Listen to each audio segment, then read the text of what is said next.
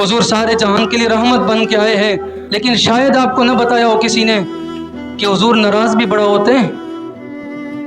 حضور اتنا ناراض ہوتے ہیں، آپ کی سوچ ہے، قسم بخدا یہ ممبر پر بیٹھ کر اللہ کی قسم کھا کر کہہ رہا ہوں، حضور اتنا ناراض ہوتے ہیں۔ حضرت کعب بن مالک، حضور کے دور میں 74 جنگیں لڑی گئی، کعب بن مالک 73 جنگوں میں گئے، ایک جنگ سے پیچھے رہ گئے، غزوہ تبوک سے کسی وجہ سے پیچھے رہ گئے، تو میرے آقا 50 دن تک کعب بن مالک سے بولے نہیں۔ صحابی کے لیے تو یار ایک سیکنڈ بھی اگر حضور نہ بولے تو ان کے لیے تو موت کا عالم ہے، ان کے لیے تو موت ہے کہ حضور اگر کسی سے چہرہ پھیر دے۔ کعب بن مالک سے 50 دن تک میرے آقا بولے نہیں، حضور نے اس کی کعب بن مالک کی طرف چہرہ بھی نہیں کیا، وجہ یہ تھی کہ ایک جنگ سے پیچھے رہ گئے، 50 دن تک بولے نہیں۔ جس سے ناراض ہوتے ہیں نا، پھر اپنی زبان پر اس کا نام بھی نہیں لیتے۔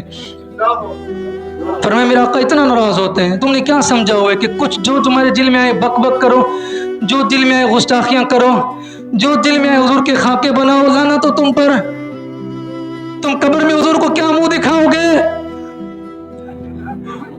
ان الذين يؤذون الله ورسوله لعنهم الله في الدنيا والآخرة، جو اللہ اور اللہ کے رسول کو ایذا دیتے ان پر اللہ کی بھی لعنت ہے، دنیا اور آخرت میں ان پر لعنت ہے۔